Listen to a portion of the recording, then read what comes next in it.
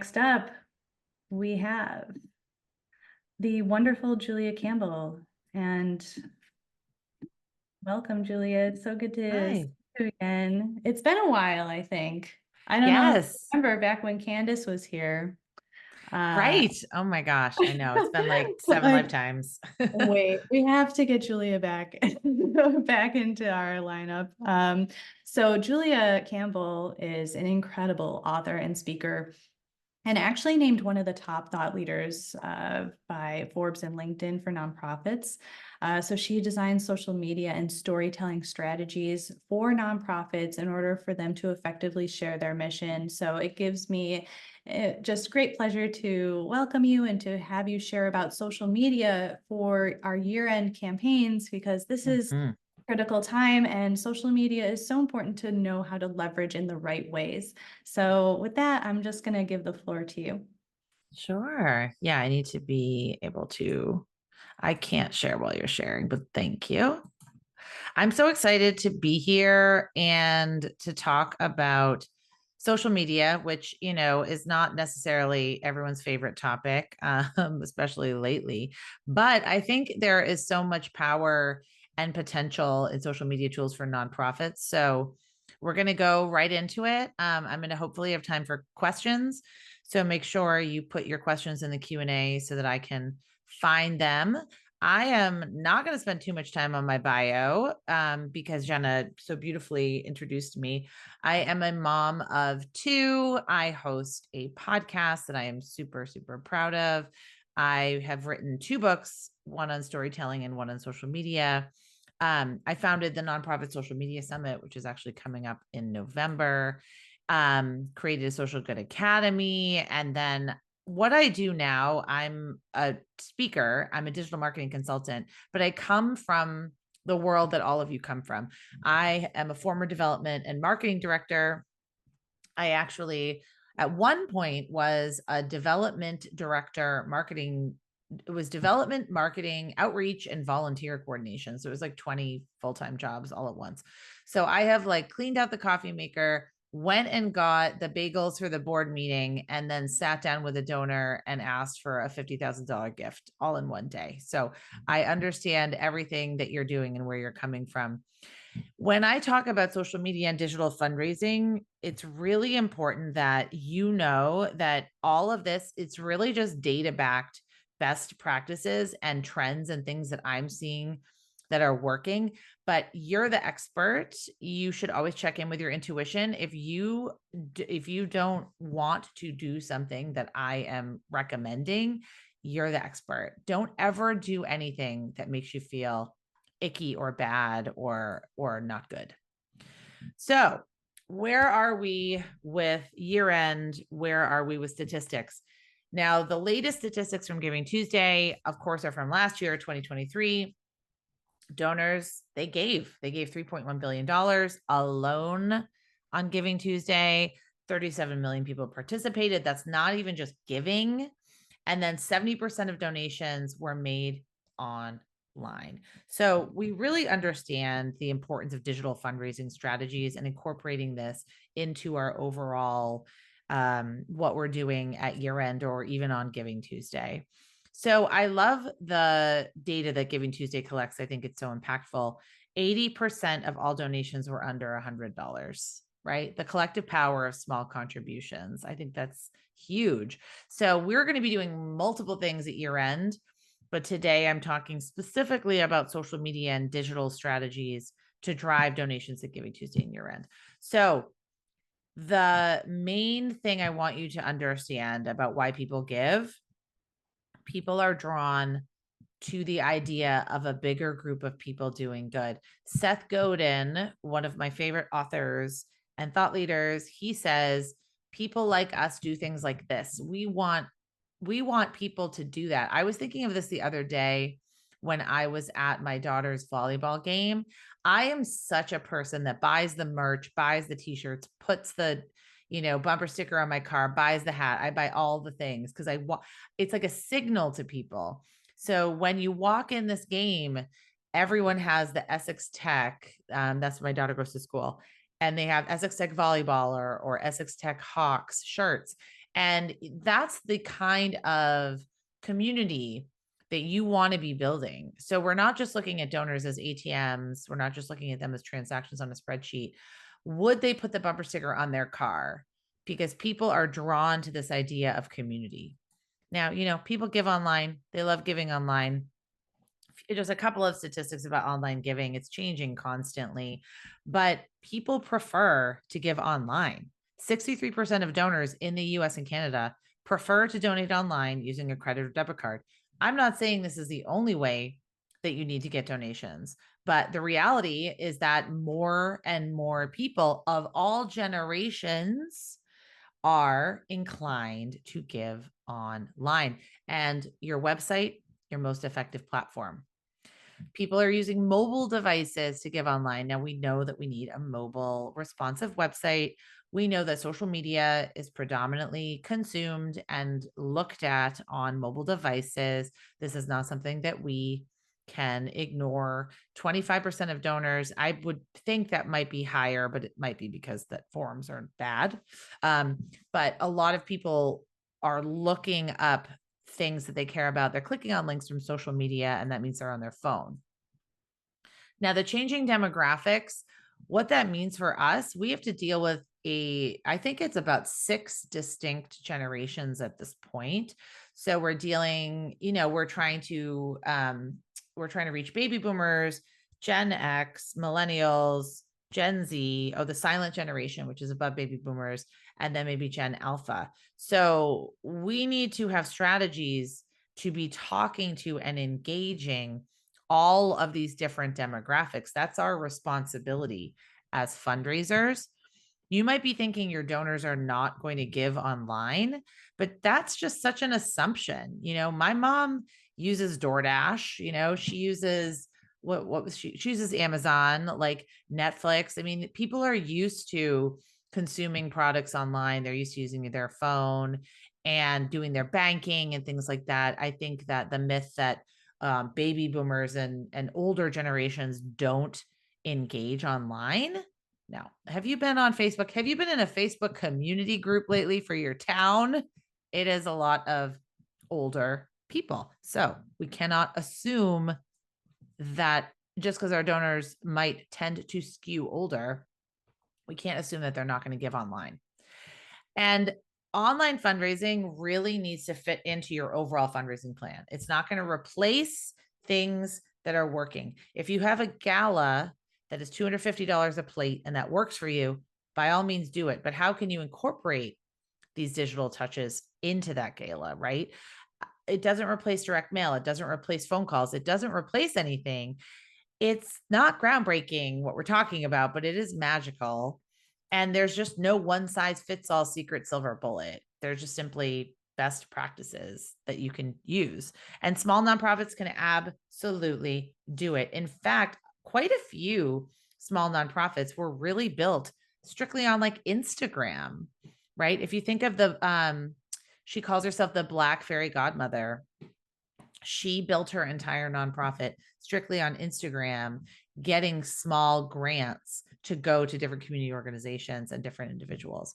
So online fundraising, it works best when incorporated with offline strategies. So how do we best use social media at year end? Well, you're going to want to immediately dive into each and every platform. Now, the thing is with social media, there's not really one size fits all. So you have to choose your platforms first. Who is your audience? How can you reach them? What are your goals?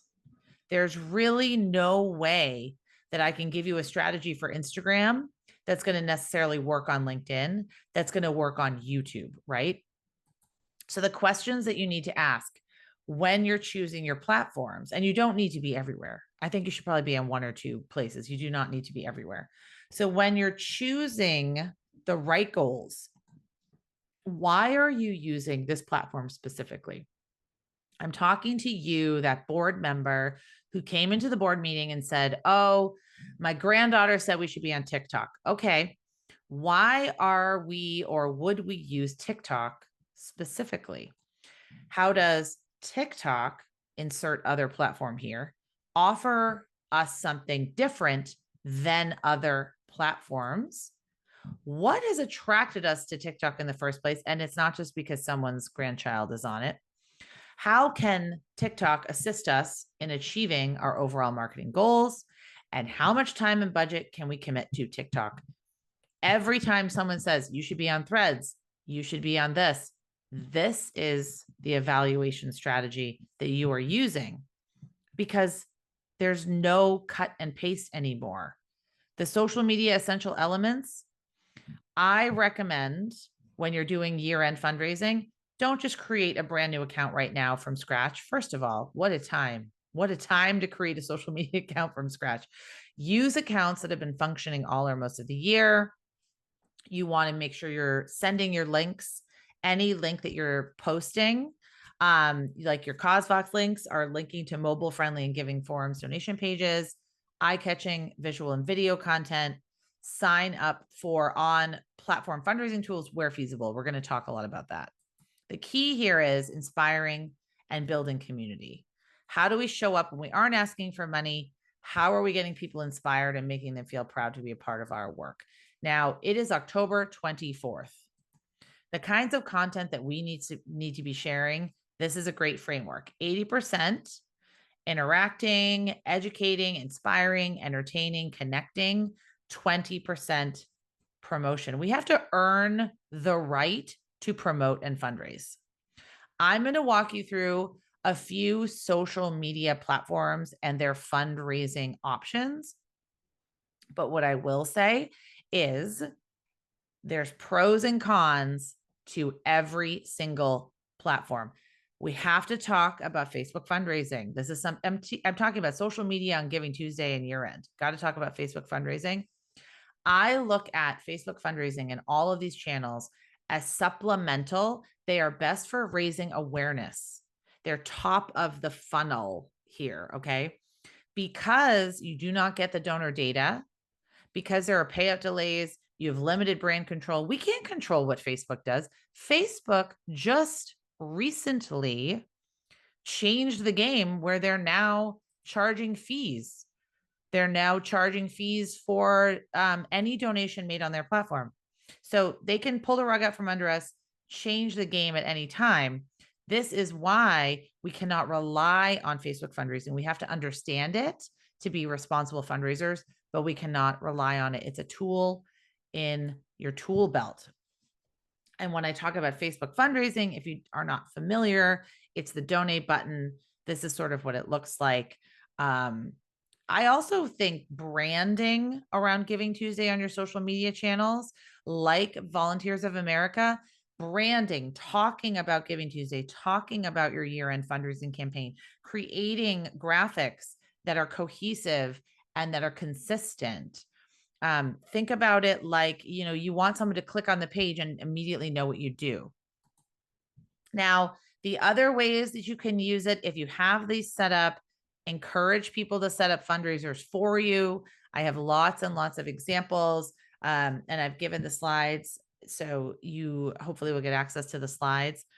But you want to be encouraging other people to fundraise for you when you're using these platforms. And then, of course, thanking people, thanking, constantly. So what are some changes that we might need to know? Well, Meta, Facebook, Instagram, WhatsApp no longer covers fees and donations. You can enroll in PayPal Giving Fund, but I mean, who knows when you're going to get that money. I'm just saying, I want you to be informed so that you can make the best decision for your organization.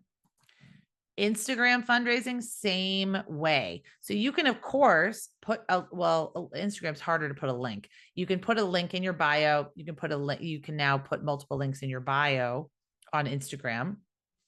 If you decide to sign up for Meta charitable giving tools, then you can use the donate button on Facebook and use the donate button on Instagram. Once again, you're not going to get the donor information. You're not going to be able to build that long-term relationship with the donor, and you might not get a payout. I mean, who knows? It could be like 3 or 4 months. And we just don't have control over these things. However, it can be an option for you. certainly if you raise a couple $100 using these tools, that's nothing to sneeze at. I just want you to be aware that these tools are out there and you can certainly add them to your social media posts and maybe raise some discretionary funds there. This is sort of the call to action that you want to make sure that you're incorporating. Groundbreaking research, free rides to treatment, 24/7 helpline for patients and caregivers. Like, what are people funding? What are people actually, where's the money going to go? On Giving Tuesday, every monthly gift commitment will be doubled for the next 12 months you give. Now, Amira Incorporated, they do not use Facebook charitable giving tools. They use an outside vendor, an outside platform. So they put the link in their bio, and then they really encourage people to use. This is a great way. I saw a question about matching gifts. Just really clearly convey exactly the time frame for the matching gift and how much the matching gift is. You know, $20 becomes 40, 50 becomes 100. People really need things explicitly spelled out for them, especially when they're on social media. So if you have this kind of matching gift, 100%, that's going to help you, because when people see asks online, they very often ask, why now? Why this? Why do I have to give in Giving Tuesday as opposed to another time of year? So if there is that match, there's that added timeliness and relevancy incentive that is super important and will help increase your conversions. YouTube fundraising, another tool in your tool belt. You all should sign up for Google for Nonprofits no matter what. You're going to get a slew of free tools, analytics. You're going to get access to Google ad grants. You're going to be able to put your videos on YouTube and not have like crazy ads put over them that you don't approve. I just recommend signing up for it in any way if you have any kind of video content. But you are able to add your donation link. So depending on who you're using, you're using CauseVox, you can put your CauseVox link in the caption of your video. You can use link anywhere cards. So they link directly to your fundraising site from your video. If you sign up for YouTube for Nonprofits, I think that's really helpful too. Very easy to do, but you do have to sign up for Google for Nonprofits because Google owns YouTube. Also, YouTube is the #2 search engine owned by the #1 search engine. So that's very important to know. It's just a great resource for you to be found. LinkedIn for nonprofits. LinkedIn is like the dark horse here. I do not know why more nonprofits do not use it. They don't have a donate button. You still have to post your donate link into LinkedIn.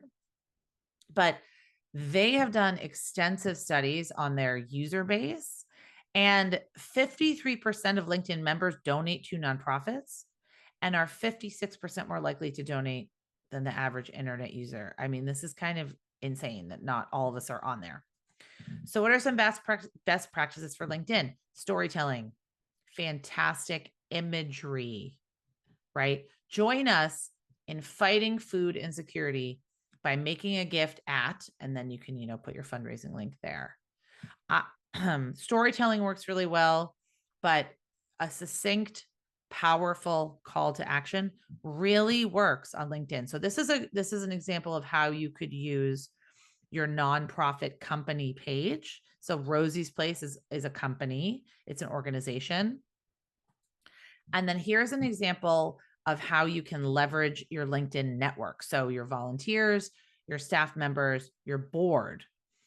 All of you should be using this as a template for how to encourage your networks to raise money. November is XYZ. You can even just say November is a time for gratitude, fill in the blank. This month, XYZ nonprofit that I work for is doing this. I'm aiming to raise this much. Why give? Here's 4 different reasons. And then, encourage people to contact you. This is something that you could easily write and send out to your board members so that they can post on their LinkedIn and their networks will see it. They can post it on Facebook as well, post it anywhere they want. I think LinkedIn is an incredibly effective place to be fundraising. So there are ways that you can leverage this powerful personal network. I know and believe and see all the time on social media, the best and most effective fundraising happens from people to people. So, Rosie's Place, that's fantastic and wonderful. They actually had a really great campaign on Giving Tuesday. But if I worked for Rosie's Place and I posted something like Mercy House did, that would just exponentially sort of scale the effect of this fundraising. So we really have to think about the assets that we have on social media and how we can leverage them. So let's talk about how we craft the social media ask. Has to grab my attention, eye-catching visual, what's the hook? Maybe using emotion. You don't have to, you can make people angry, you can make people sad, you can make people happy and inspired. There has to be some kind of emotion involved. And then asking for a specific amount. No one should go hungry. That is a statement, right? That is a statement that I honestly, it's like, if I see that, I think, yes, no one should go hungry. I believe that. And of course, people that don't believe that are going to pass right on by. They would never donate anyway. So your $20 gift. I see, this is so funny, is Greater Boston Food Bank was a client of mine. I thought $20 was high. It worked really well for them. You need to test. You need to test amounts. You need to test an image. You need to test a headline. All of this needs to be tested so you can then kind of figure out your own secret sauce for what is the message and what's the call to action. Use Facebook ads to promote your campaign. So you can always promote a download like United Way of Massachusetts Bay did. They promoted this download. And then immediately after someone got this download or went to this blog post, saw this video, they got a call to action to donate. So there's some technical things that you might need to do. I'm just going to sip the water. Some technical things on the back end. If you want to create Facebook ads, it's really pretty simple, but it's powerful. It's going to help you reach a brand new audience. You do have to have, maybe something to offer, like Heifer International, the most important gift catalog in the world. Their gift catalog, of course, I get it every year. I actually really enjoy it. It's always, adopt a sheep, adopt a this, or fund a farm, or, that's the gifts that you can give people. And then this is another ad that we ran for the Greater Boston Food Bank that worked really well. $4 equals one Thanksgiving meal. I don't think these days it would. That was a little while ago, but still, eye-catching imagery. No one should go hungry at Thanksgiving, a statement that people can agree with, and then giving people an option and sort of an amount. Double your impact. This is a great way to promote a match. We're only 5K from reaching our goal of reaching 40K to fund groundbreaking research efforts. The Adventure Project. Give now, your support will go twice as far. Please help by giving here. Spread the news. So call to action is super important. The problems with social media fundraising when you use like the donate button, if you don't send people to your website, you're really kind of missing out on these valuable opportunities to build long-term relationships. Also, if people click on the donate button on Facebook or Instagram, they might not know that they're donating through Meta. They might get mad that you don't send them a thank you. I've seen that before. So the solution is really to drive traffic from Facebook to your website or your crowdfunding pages where you have complete authority. The other thing is, of course, we know this. We have no control over social media platforms. None. Zero. Literally none. So I built an amazing community on X, which was formerly Twitter. I built it on Twitter when it was Twitter. I had 18,000 followers. I absolutely adored Twitter. I built so many friendships and so many different professional relationships. And then, of course, it all changed when new ownership came into play and new restrictions, whatever happened to X. Okay, right. We don't want to talk too much about it, but I decided to leave. The point being is that I didn't control it, and I can't take my followers. I can encourage them to follow me in other places. I can say, sign up for my list, follow me on Instagram, whatever. But we don't have any control over these platforms. I'm a huge fan of social media, but I do think we need to take it with a grain of salt, use it for its strengths, but recognize its weaknesses. Text to give is also something you could look at. I actually like text to sign up for updates. I think that works really well. But Macmillan Cancer Support, they did an entire campaign on social media using text to give. There are restrictions, in different states and different counties and different regions. But if we think about where people are when they're on social media, they're on their phone. The key here is to just eliminate obstacles to giving. What are the obstacles to giving? The obstacles are probably, I can't find the link, or I click on the link and maybe it's not mobile optimized. I click on the link, it doesn't go to the right page. I have to fill out a 20 field form. Eliminating the obstacles to giving. That's absolutely the most key element of increasing conversions, especially around high traffic, super fast paced days like Giving Tuesday, and especially around year end, where there are going to be so many options for your donors. I don't really believe in competition. Like, I give to who I want to give to, where I want to give. I do have, fixed amount to give, but I don't really believe, your nonprofit is going to come and sweep me off my feet, and I'm not going to give to a cause that I truly believe in. I think I would make it work. But I do think that we need to recognize that we're competing for attention, we're competing for eyeballs, and we're just competing for interest. So love on your donors. Can we all promise that we're going to do this before year end, like as we're leading up to year end and Giving Tuesday? Highlight your donors, talk to them, answer their comments, be accessible, let them know how much they're appreciated. If you highlight them on social media, people love this. Also, they will share this with their networks. And then that's going to help you even just increase that awareness.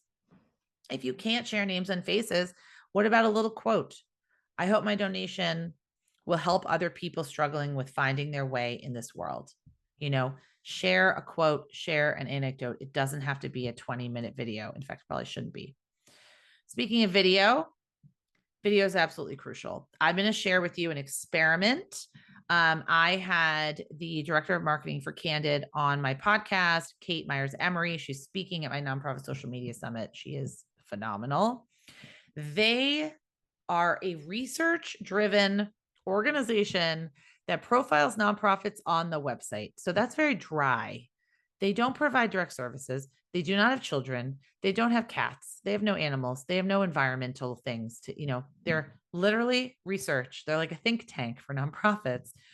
So they decided, you know what? We want to do some short form video. We don't really know how we're going to do it, but we're going to do it. So their goal was very specific. They looked at it almost like a science experiment to create 22 social media videos under 90 seconds in duration over a 3-month period, with the caveat that staff would not be overly burdened. I mean, really pretty cool. You can read all about it on their website or listen to the entire interview on my podcast. But basically, they found that it really worked. Short form video, even without dancing, without challenges, without music, without stitches, without all of the trendy things that go on TikTok, they found that just answering questions and being honest and authentic and sharing information worked really, really well. So all that to say, what is working right now in short-term video? Information, educational videos. I actually just literally an hour ago interviewed the director of digital strategy for Malala Fund. And what she said is that educational content that's informative works so well on TikTok and Reels. We all think it's just all about, fun and, I was going to say entertainment and people falling down. I don't know, like cat videos. It's not. really there is a niche.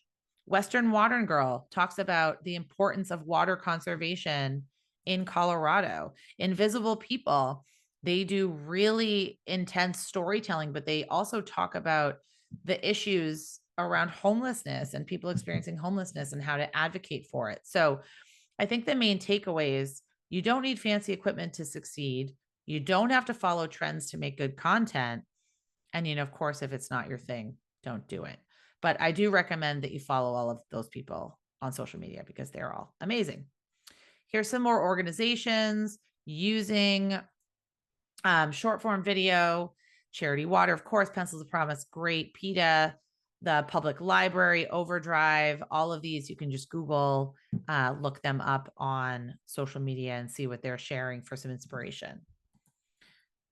So social media at year end success, it really means working intentionally to inspire and build community, asking people to raise money for you, asking people to donate, promoting your campaigns, and thanking and acknowledging.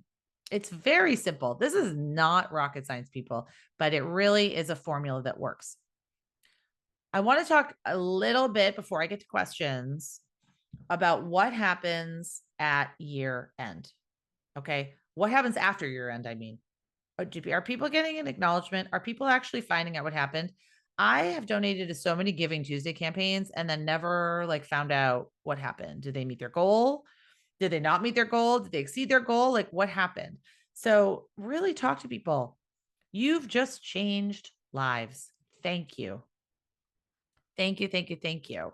It's a perfect place to stay top of mind. Remind your donors why they gave, what they care about, make them feel like, remember at the start, they're part of a bigger community. They're part of a bigger mission. They're part of something bigger than themselves. That's what people want to be a part of. We exceeded our ambitious goal of $75,000. Thank you. Amazing. Awesome. I love that. Be honest. If you didn't reach your goal, I would just give people an update. In case we haven't made it clear, we appreciate your donations today, tomorrow, next week, shucks, even next year. This is our mission. I absolutely love that. Thank you. The night ministry, I love this. They didn't post the exact numbers. You don't have to have all the numbers in a row at the exact moment, Giving Tuesday ends, but they just did a quick thank you. Giving Tuesday made a difference. Here's what happened. We sent out all this promotion around our campaign. Here are the results. Here's what happened. Let's just be human. Also, we thank people, we ask people, we thank people, we ask people. This can't be the only kind of content we're sharing on social media. Everyone should follow the National Park Service and the TSA. Those are my two favorite Instagram accounts. You would think it would be kind of dry or boring. I mean, National Park Service kind of has amazing things to share. But, don't go chasing waterfalls. I mean, if you know what that means and you know what that means, if you don't know what that means, I would Google it. It's an amazing song. But let's just have a little bit more fun on social media, especially when we are trying to communicate around really serious things. Obviously, you probably can't make a pun on a TLC song for every single mission out there.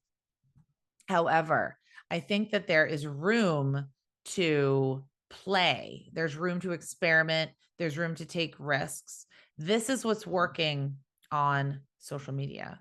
This is what's really working on digital in general, is people that are kind of understanding the moment, that are reading the room, if you will. I know National Park Service is, they get an A. They absolutely get an A for what they're doing on A+ for what they're doing on social. So I'm going to go through some tools and then I'm going to go through questions, but the key takeaways: don't assume your donors don't want to give online.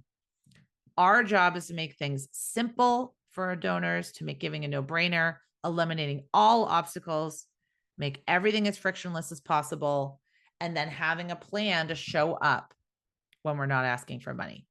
So very quickly, some tools. I mean, all of you need to be using Canva. If you're not using Canva, I'm not sure what you're doing, but Canva is graphic design, animated GIFs, video editing, all of the things. Animoto is kind of my favorite little, a lot of people use CapCut. I like Animoto for those short form videos. I like ChatGPT if I have, a 40-page annual report and I put it into ChatGPT and I say, can you create drafts of like 3 LinkedIn posts based on this annual report? Fantastic way to, it's like the intern that you don't have. Hootsuite for scheduling, Buffer for scheduling. I love, love, love, love, love the people at Hootsuite. And then this neat little tool, Buffer Remix. You see on Instagram, just like the National Park Service had a tweet or something from Threads that's made into an Instagram post. Buffer.remix will do that for you. I mean, absolutely, perfect. Ooh.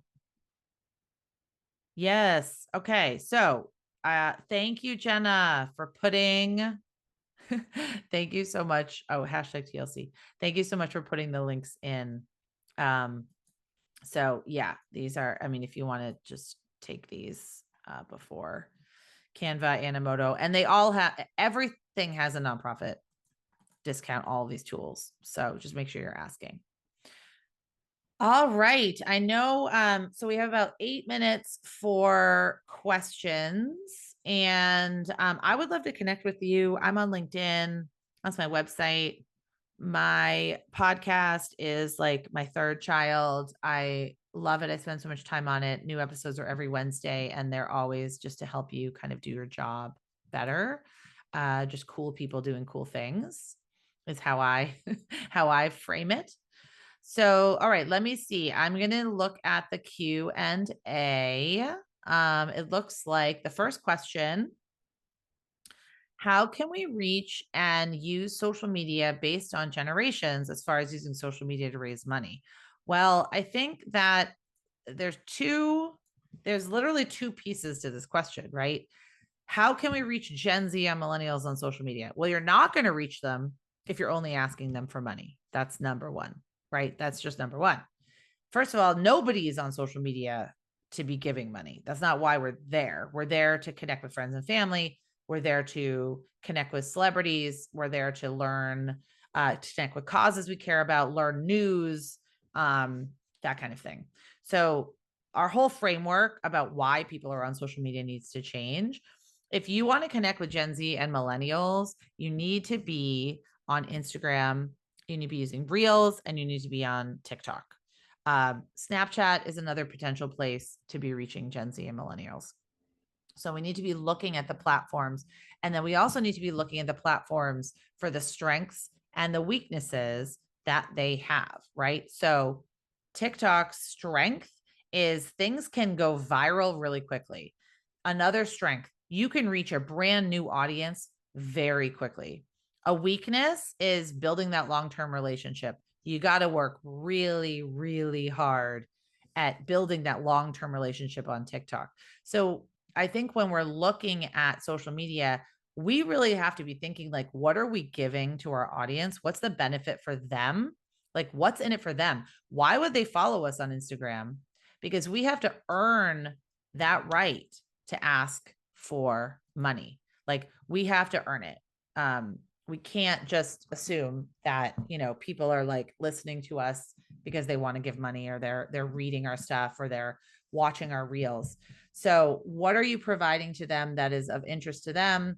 How-to videos, educational content works really well on all of these platforms.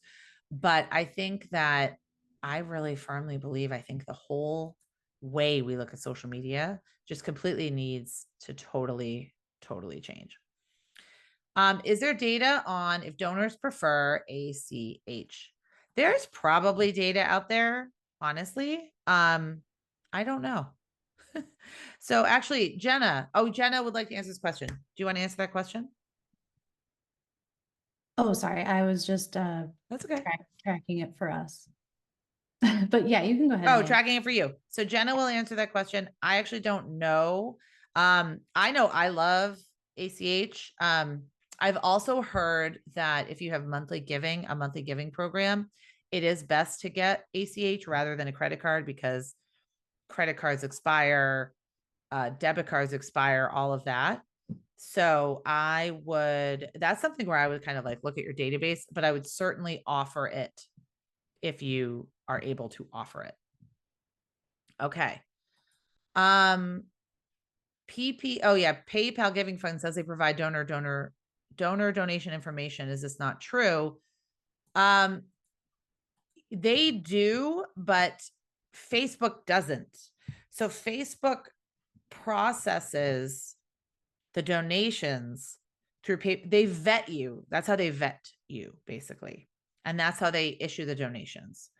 But this goes back. Now I'm going to sound a little cynical. I am a Gen Xer, but the platforms, let's look at Meta. They're owned by billionaires. They answer to their shareholders. That's number one, their shareholders before us, before anybody else. Number two, maybe their users. We know how they treat their users. Number three, their advertisers, maybe number 2, 3. We are so low on the totem pole of what Meta actually cares about. And this is true. So we need to realize that raising money through Meta, they're not going, they have no incentive to give us the donor information because the users don't want that necessarily. So if the user signs up for it, oh, I have a little chickadee on my windowsill. The users, if they sign up and they say yes, you can click a button that says, give my information to this nonprofit. Nobody clicks that. But the corporations that own social media companies, their number one incentive is to make money. So, and the other thing is, the only reason Facebook created the donate button, and Mark Zuckerberg has said this publicly, is because when they saw the Ice Bucket Challenge, you remember the Ice Bucket Challenge where everyone was making a video and then sending people to an outside donation page to make a donation? Mark Zuckerberg did not like that. And he was like, oh, what if we could keep people on our site and get them to donate through our site? And then that's just another data point that they get. So we do have to realize that. So I'm saying, strengths, weaknesses, evil, not evil. It's all relative. I don't know. Will this be able to be rewatched later? Yes. That's not a question that I can answer. Yeah. So thanks so much for walking through the differences of all the different social media platforms and how to navigate that. I think that was really helpful to just get more details. We will be sending out the recording of this session, all of our sessions. So yeah, everybody who's here will be able to review all the information that you shared. And yeah, let's be human. I'm going to keep that with me, Julie. That was like a great little phrase. And I just love seeing the way that you showed like how organizations can capture like really specific and emotionally engaging like lines throughout their social media, like donation forms and just online. Yeah, keeping it human and keeping it emotionally engaging is so important in our communication. So thank you for helping us walk through the different tips for social media engagement for year-end campaign. Please leave your warm thanks to Julia. I think you've seen all of them in the chat. We loved it. So thank you so much for participating with us today. Oh, hi, Rob. Hi, Julia. Again, thanks so much for Julia for all of her insights. Julia is always one of the speakers that we love having, and our audience loves Julia. So if you want to check her out, Julia, where can people find out more about you? I'm not sure if we dropped a link in the chat yet. Yeah, I'll just put my website and my LinkedIn. I am it's so weird. I signed because I'm such a nerd. I signed up for LinkedIn. I'm the first Julia Campbell on LinkedIn. Isn't that crazy? So you can find me at Julia Campbell. I'm pretty easy to find. You're the original. It's so funny. I remember someone sending me the link to it. And it was like same with Twitter. I was like, oh, I'll just sign up. I sign up for anything. I was like, oh, I love looking at new tech tools. And yeah, but I do love LinkedIn. So that's a great place to connect with me. Awesome. Thanks, everybody. Thanks again. Thank you. And next up, we have our next rapid fire fundraising tip session. Robert, are you ready? I am ready. Where's Um,